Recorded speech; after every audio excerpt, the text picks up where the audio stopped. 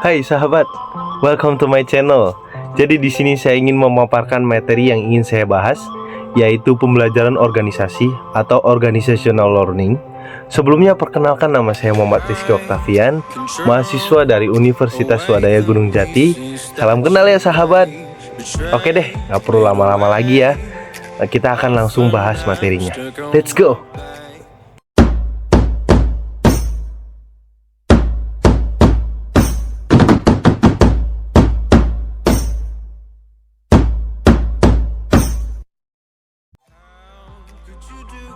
Oke, baik. Yang pertama di sini ada konsep pembelajaran organisasi.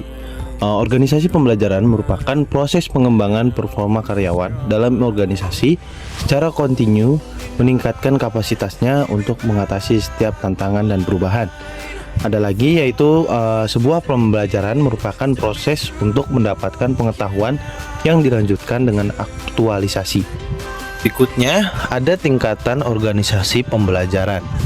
Yang pertama, berpikir sistem. Berpikir secara keseluruhan terhadap interaksi antar unsur dalam batas lingkungan tertentu yang bekerja mencapai tujuan. Yang kedua ada mental model. Kemapanan sikap mental atau model mental yang dimulai dari pengucapan pribadi yang tinggi dalam keadaan hidup selalu belajar. Yang ketiga ada tim pembelajaran.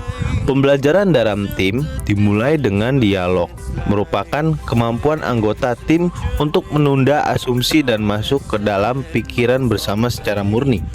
Yang keempat, ada personal mastery. Upaya keahlian terus-menerus dalam mengklasifikasikan visi pribadi, visi organisasi, memfokuskan energi, mengembangkan kesabaran, melihat dengan objektif, dimulai dari hal yang sungguh-sungguh bagi organisasi. Yang kelima ada membangun visi bersama.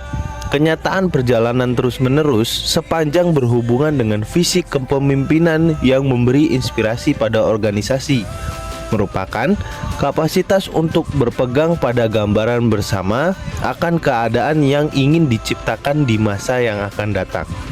Oke, selanjutnya ada teori pembelajaran dalam organisasi. Yang pertama ada operant conditioning, Skinner. Kondisilah yang membuat perilaku orang mau belajar secara sukarela untuk memperoleh imbalan atas prestasi atau kegagalan atas kesalahan yang diperbuatnya. Yang kedua ada classical conditioning. Ivan Pavlov, ahli psikologi Rusia, melakukan eksperimen dengan mengajarkan anjingnya untuk merespons suara lonceng. Dia menemukan suatu kesimpulan bahwa apabila kondisi tidak ada stimulus, maka tidak akan terdapat respon terhadap suatu objek yang menjadi fokus perhatian sebaliknya. Yang ketiga, ada social learning theory. Robin menguraikan tentang social learning bahwa orang atau masyarakat akan melakukan pembelajaran melalui pengamatan dan pengalaman secara langsung tentang terjadinya masalah atau objek. Baik, di sini ada model pembelajaran masyarakat. Yang pertama yaitu proses memperhatikan, yang kedua proses mengingat, yang ketiga proses mesin untuk meniru, yang keempat yaitu proses pemberdayaan atau penguatan. Di sini ada cara manajer menjadikan organisasi pembelajaran. Langkah pembelajaran yang perlu dilalui untuk menjadi organisasi pembelajaran. Yang pertama, penguasaan pengetahuan. Yang kedua, distribusi informasi. Yang ketiga, interpretasi informasi.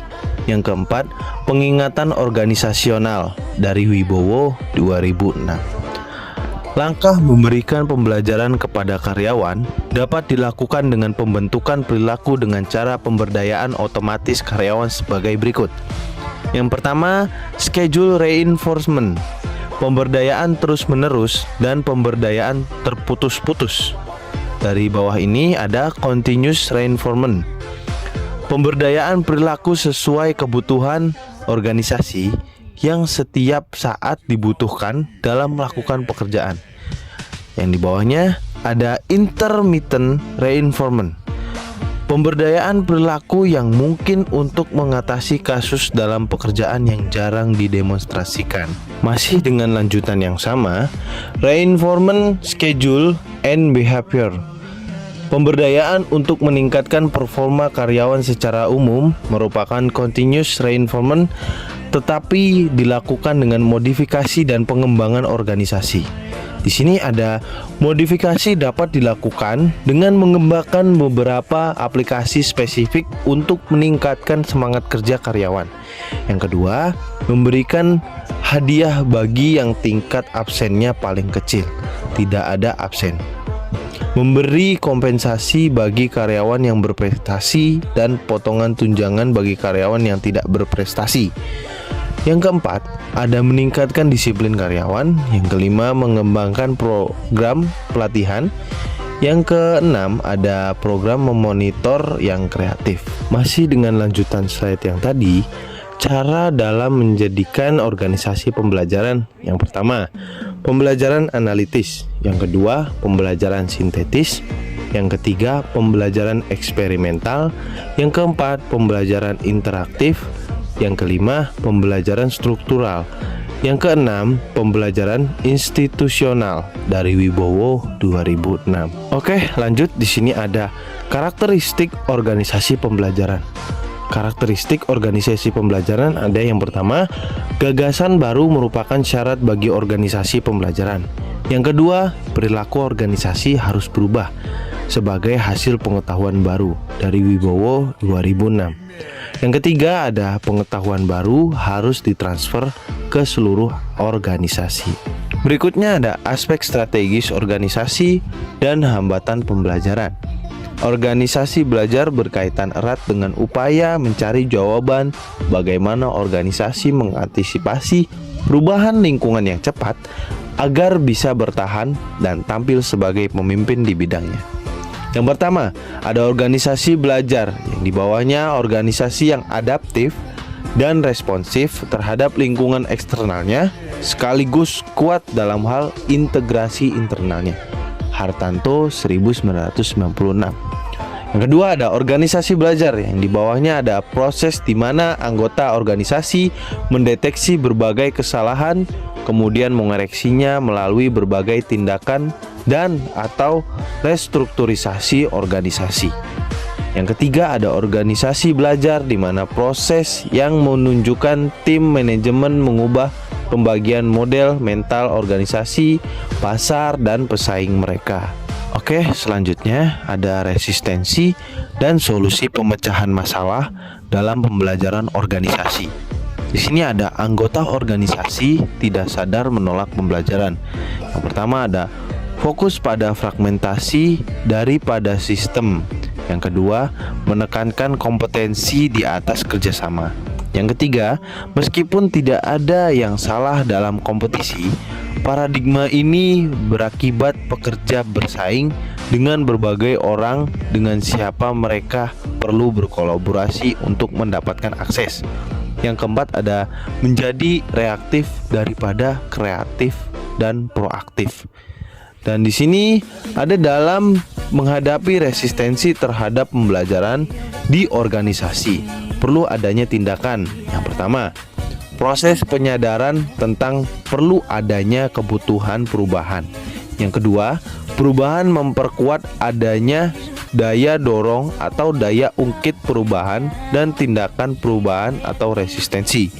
Yang ketiga, membawa kembali organisasi pada keseimbangan baru dari Woodward dan Dawson 2002. Oke, yang terakhir di sini ada 3 fungsi kunci dalam membangun organisasi pembelajaran. Yang pertama ada membangun komitmen pada pembelajaran, membuat pembelajaran sebagai komponen visi dan tujuan strategis, investasi dalam pembelajaran, mempromosikan luas tentang nilai pembelajaran, mengukur, tolak ukur, menelusuri pembelajaran, menciptakan penghargaan dan simbol pembelajaran. Yang kedua ada bekerja menggeneralisir gagasan dengan dampak, menciptakan prasarana yang menggerakkan gagasan sepanjang batas organisasi, memutar pekerja dari batasan fungsional dan divisional. Yang ketiga ada bekerja untuk membangkitkan dan dampak, implementasi program perbaikan terus-menerus, meningkatkan kompetensi pekerja melalui training dan memberi keahlian dari organisasi. Eksperimen dengan gagasan dan proses kelas dunia. Identifikasi mental model proses organisasi.